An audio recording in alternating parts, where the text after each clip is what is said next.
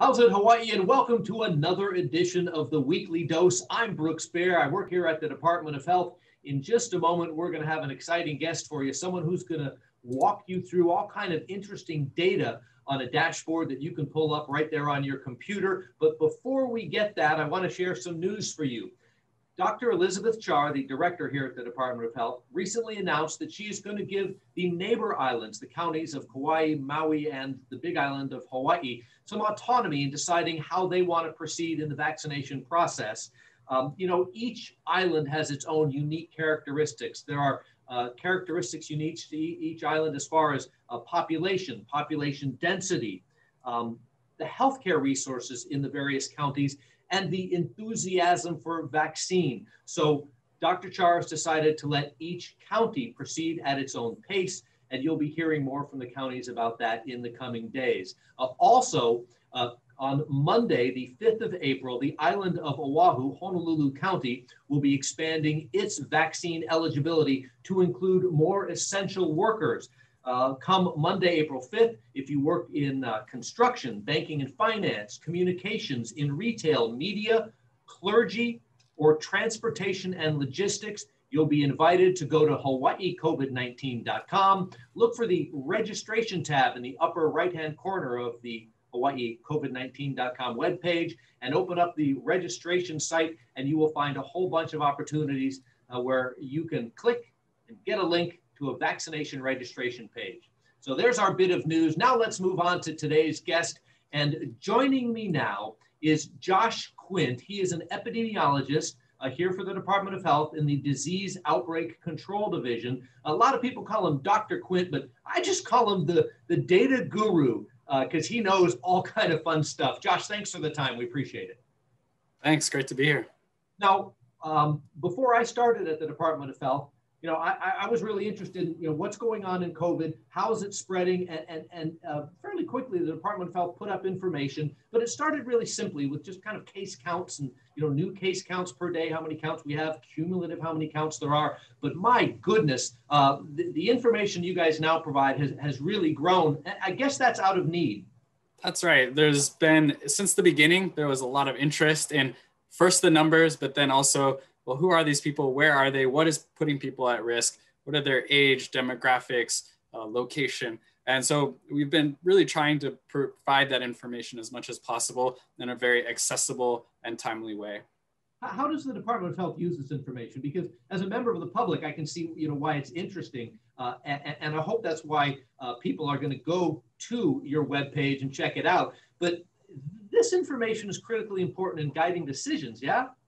Absolutely. That's one of our core missions in Department of Health is to have data-driven decision making. And so, we check in and see what are the patterns, what are the trends, where are the hot spots, and where can we devote resources the most efficiently. As I said, it was kind of a developing process from the beginning of the pandemic. It's still updated and being updated and under development today. People have heard this before. It's kind of become cliche, but you're kind of building the engine or putting the wheels on the vehicle as it's already rolling down the road. So you're constantly updating. That's right. There wasn't really a blueprint for this. I mean, we had talked about influenza and pandemic preparedness, but nothing can really prepare you for the real thing when it happens. And so we've tried to just take it as a learning process and develop it as we go, take feedback, have those feedback loops, find out what's working, what's not working, and share that information back out with the community. Well, without waiting any longer, let's take a look at some of the stuff that is available to the public. I guess my first question is, how do I get there? I'm sitting at home. I want to check the latest trends. I want to see what's going on. How do I find all this wonderful information? Yeah, there's a lot of ways you can get there. Often just in your Google search bar, if you enter some search terms, I'll share my screen and show you how one way that you can navigate it to our data dashboard, as well as lots of other resources. So one way that I recommend is coming through hawaiicovid19.com. And this is just a great information hub, all kinds of resources here. And you'll find the navigation links along the top. And so if you want to get to the disease outbreak control data dashboard, you can go to data trends under data and news. and you'll get a page that looks like this. Along the top, you have a lot of menu options to jump around to learn about specific aspects of the pandemic in Hawaii. And we right up top center, we have the summary metrics. And these are the key metrics that we look at as Department of Health and that we want to make sure the community is aware of on a day-to-day basis to understand the case counts, not just the per day count, but the trends in counts. So we look at 7-day average, and then also the percent positivity to know of all the people that are being tested, what percentage of those people are testing positive. Yeah, and as I look at this page, you know, I think no matter what county no matter where you live, you're going to look at your home county. And so I'm here on Oahu. I'm looking at Honolulu County, and I'm seeing the average new case count is up to 56. And I see the line there. That's been trending in the wrong direction. It's right. We've been tracking this. This particular chart shows just the past 14 days. This is a quick snapshot to get some situational awareness. And so over the past 14 days, Honolulu County has seen a 64% increase in cases. And when you hover, you can get even more information. For instance, seeing what time period that covers, the exact number, and the change since the previous day. So we are seeing an overall 2-week trend in Honolulu County, as well as Hawaii County and Maui County as well, trending up, which we consider is the wrong direction. Yeah, which tells us we all need to continue to be do a good job of wearing masks, physical distancing, and avoiding large crowds. Okay, what else you got on this page? Yeah, so it's great to see this at the top to get the awareness of what is disease activity in your county right now. And then the next feature dashboard we have, there's many others, but I think I wanted to spend some time today talking about the vaccine data because there's a lot of interest in that. That's really a lot of where the focus and efforts are being poured into is the faster we can get vaccine out there and the faster we can return back to normal. Right. There's all kind of information on this page. Some of it pops up at you right away, and you can talk about some of these features. And other stuff is kind of embedded or hidden in there. This is a really interactive website. So I'm like 85%. What's that? Yeah, so that number definitely jumps out at you right away, and that's intentional. We have the explanation. It's 85% is the metric that we're tracking to see how efficiently the state is administering the doses that it has received. So this is the percent of all doses received to date and what percent of those have been administered. And this comes from 2 key numbers. It's the doses received, which currently stands at 717,980. And we divide by that the doses that have been administered. And there are interesting lags in here. I know doses administered, if I got my vaccine yesterday, maybe it doesn't show up quite in the administered yet. We've got to hear from the different vaccination sites. These are the true numbers that have been reported to us, but they move, right? And even that 85% will move a little throughout the week because as vaccine deliveries or shipments come, we will obviously have more on the islands, but we can't get shots in arms right away. So that percentage will go down because there'll be more shots in the state, more vaccine doses in the state. But until we have a few days to administer those shots, that number may go down from 85%. So interesting to watch that number go up and down a little bit. That's right. We do expect up and down fluctuations on this. On some of these metrics, the goal is for it will only increase over time, and we want to get as close to 100% as possible. And others, because they're based on logistical issues, for instance, vaccine shipments arrive in bulk a couple days out of the week. And then there's a process of getting those shipments off the cargo to the facilities where they'll be administered and then into the arms. And that can be a several-day process. So we'll see this number fluctuate up and down over time. Now, this is a statewide look, but we can do some clicking around and we can go county by county. We can even get, as I see in the bottom, some age or race data. Yeah, so we start off with this high-level view of kind of what we call our dose tracking view. And I also wanted to point out some information along the top, which is it shows you when it's been updated. So we can see this was updated today on April 1st. I've not put any Easter egg, April Fool's jokes on here. We take this data very seriously. And underneath you have the phases, so you can hover over and find out which groups are included in those phases, as well as beneath the tracking information. So with the tracking, we're going to look at these logistics that I've described, percent of the state population that has received a dose. But then we also want to know a lot more information about vaccines, and we want to put it in this dashboard layout so that it's one location, but you can navigate around. And I think that's something that people may not be used to, is this idea of interactivity with the data. And it can be, we want to provide as much information, but allow people to zoom in and explore and get the particular pieces of information that they're most interested in. So we'll navigate over, there's some cues here, instructions, for instance, this finger pointing out where and when you can click a button to navigate around. So we'll hit that and jump over to take a look at what this information looks like when we start to break it down to the county level. And again, these are things that are constantly under development. So, you know, you'll want to check back regularly because there are new features all the time. That's right. I would say at least once a week, we add a new feature as more data becomes available, as the dynamic and situation changes, and we shift our focus. Maybe, for instance, logistics and the delivery information was really critical early on. But as we reach more and more of the population, we're going to be looking at who are these vaccine recipients, where are we doing well, and where are the opportunities for improvement. We can dig in deeper into the data and look at the take a geographical approach, breaking down data at the county level and see how the counties compare to one another. And this is helpful for DOH to find out, you know, where to address resources, where the gaps may be. And so in the middle here, we can see the percent of each county's total population that has received either a first or second dose. And because there's different vaccines available, whether it's the Johnson & Johnson, Moderna, Pfizer, some of these are 2-dose, some of these are 1-dose. So instead of talking about just first and second dose, we talk about whether someone has initiated or completed their vaccine series. And that way, that language and terminology can apply regardless of how many doses someone's received.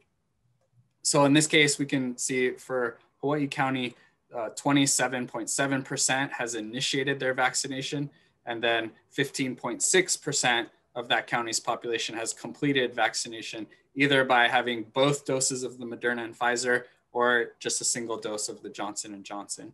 And then on the right-hand side, we can see statewide the progress over time on persons initiating their vaccination and completing their vaccination on a per day basis, and we can look at those trends.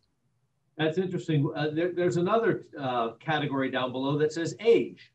Yeah, so we can jump on over and look, following the navigation at the bottom, if we're interested in the age of vaccine recipients. We can start out at the state level, looking at all counties. And along the top, our first priority eligibility group was persons over the age of 75. And so we've been tracking that at each county level to see, for instance, again, Hawaii County with a 16,080 person estimated population over the age of 75. We can see that 70% of that group has initiated their vaccination and 62% have completed their vaccination. And then as we've gone and progressing along the different age groups and eligibility criteria, and that opens up, we can also look at the next age groups and see, well, how about persons over 60, and track the progress of these groups. And then finally at the bottom, we know that age is not the only way to become eligible to receive the vaccine. We also have employment-based eligibility. And so 25% of the state's population is over the age of 60, and we have vaccinated 49% of the state's population over 60. So we can see that doses are being given to people across the age spectrum. I love the kind of the interactivity, the way you can just put your cursor over stuff and get little nuggets of information. It's fabulous. That's right. And then even on the left-hand side, if you're more interested in just your own county's information or one of the neighbor counties' information, you can navigate along the left, and then it kind of zooms in or filters the data to show just at the single county level. All right, you got one more tab down there in the gray on the bottom right. Yeah, so another characteristic that we know about vaccine recipients, for the ones that report it, not all people do. We can see along the top about 18% of vaccine recipients decline to offer their race or ethnicity. But we want to track this to make sure that vaccine is getting out equitably and that all groups and populations in the state are having a chance to receive the vaccine. So this is another metric we're tracking over time. And right now, this is just released in the past couple of weeks. So we're looking at, during the first couple phases, phase 1A, phase 1B, there was very limited vaccine availability and eligibility while the supply was extremely limited. And so we see some differences across groups. Overall, the persons that identify as Asians in the state, we've reached 33.4% with an initiation of all Asians in the state. But we may also want to consider that age was an important eligibility criteria. And so if we look at just persons over the age of 70 here on the right-hand side, we can see that persons who identify as Asian compose 58% of the vaccine recipients, but they are 63% of the state's over 70 population. So in that sense, their vaccine access has been equitable to their population proportion. And then we can look at other groups, for instance, Native Hawaiian and Pacific Islander persons in the state represent 8% of vaccine recipients over the age of 70, and they are 11% of the state's population. Good explanation. So when I look at the Asian that said 33, it's a lot. It seems like a lot, but Asians have long lifespans, fortunately. And so because we opened up vaccinations initially to 75 and above, a lot of Asians had an opportunity to be vaccinated before other categories. Very, very interesting. Yeah, and so we're tracking both. Ultimately, we want to make sure that everyone in the state has a chance to receive the vaccine. And so we're going to be tracking this bar on the left, the total population progress. But as we consider the earliest phases and the eligibility criteria, we also can look at subgroups by age to see how different groups have been accessing the vaccine.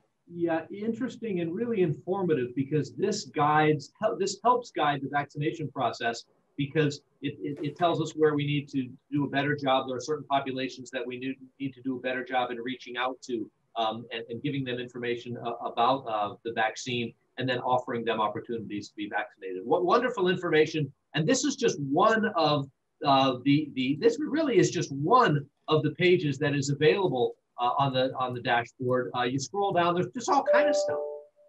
Yeah, so recommend people kind of go check out the website. You can bookmark it. Like I said, you can get there by just Googling Hawaii COVID data or Hawaii vaccine data, and any of those search terms, or going through hawaiicovid19.com in the data and news tab will get you to this page. And just encourage people to explore, because each of these dashboards is updated every single day. There's a few of them are updated once per week. But so information is changing. It's a great way for people to get information about what's going on in their state, in their county, and even down into their neighborhood. As we see, for instance, in the maps, we can track down to the zip code level. We can also see trends in the epidemic curve with filters, allowing us to look at county-specific data. And we get these key metrics along the top. And again, as we pointed out earlier on, we're tracking statewide current upward trend. Even though the vaccine has been getting out, we are still in a place that we don't want to become complacent. We need to remain vigilant, because there are many people in the state who have not been vaccinated yet and are susceptible to the virus. We can look at travel. That's been of great interest to understand the role that travel has played. In some cases that we identify had a history of travel or contact with a traveler, but the majority of cases had no travel. And so that's what we see here in the red bar. And then oftentimes the most recent cases, we're still in the process of investigating them, contacting them. And so we will see some gray bars in the recent cases that are identified as they get investigated. You can scroll down and see the rates that are adjusted for the population size, because we know that each county has very different populations. And so if we do per 100,000 population, we can get a better sense of the level of disease activity that's going on each county. We can look into the testing percent, the volume of testing would be the heights of these bars. And we're seeing that statewide, we're averaging in the range of 4,000 to 6,000 tests per day in the state. And that's been continuing at a high clip. And then the darker line along here shows the percent positivity, which is another trend that we monitor very closely. And again, that's heading in the wrong direction. We're seeing an increase in percent positivity over the past few weeks. In fact, really since March 15th, when before that it was quite stable, elevating, fluctuating up and down. But since March 15th, we've seen a steady increase in both the percent positivity and cases per day. We can look into the contact tracing metrics to see how we're doing at reaching cases. We can look at the age distribution of cases.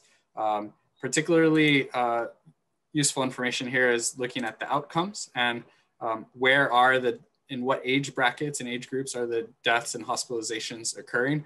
And we definitely see, as most people are aware, there's a strong correlation between age, which explains why we had that age restriction early on the vaccine, because the majority of hospitalizations and deaths were happening among persons over the age of 80 or over the age of 70. And so it was really critical to make the vaccine accessible to those folks as soon as possible. We can look at age trends, and again, this adjusts for the amount of population that has that particular age.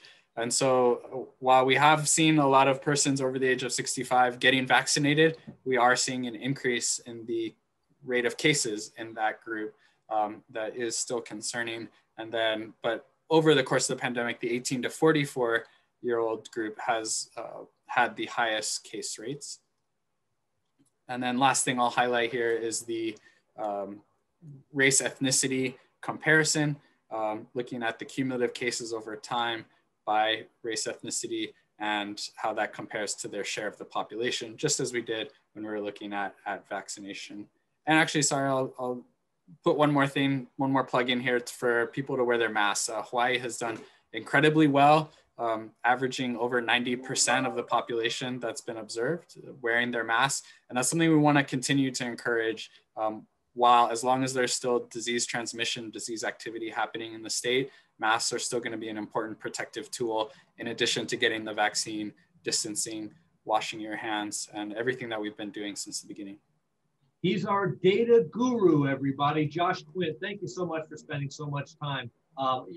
Boy, it's easy to just delve into this, and you could spend hours and hours on this website just clicking around and moving your cursor over different things and looking at all the different features.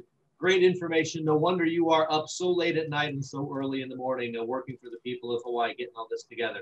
Thank you so much. We appreciate your time. Great. Thanks, Brooks. All right. Epidemiologist Josh Quint here giving us a walkthrough. There's some fascinating stuff there. There really is. Hey, before we go, I want to give you a sneak look ahead toward the vaccine allocation that we're going to have here in the islands. The federal government is telling us that next week, the week of April 5th, we can expect to receive 90,080 doses. So more than 90,000 doses of COVID-19 vaccine expected to arrive through the state of Hawaii next week, the week of April 5th. That will be a record number for us. That's the most we've received in any given week. And I can tell you that we also believe that the various pharmacies, CVS, Longs here in Hawaii, and Walgreens combined, and Safeway actually, and CVS and Longs should be getting close to 20,000 vaccines, maybe around 18,000. So you combine those two, and we're talking about more than 100,000, about 108,000 doses coming into the state next week. And those doses will be distributed throughout the islands and available to you. So please keep your eye on the vaccine eligibility status and see when your turn's coming up, because it's coming up real soon as we get more and more doses.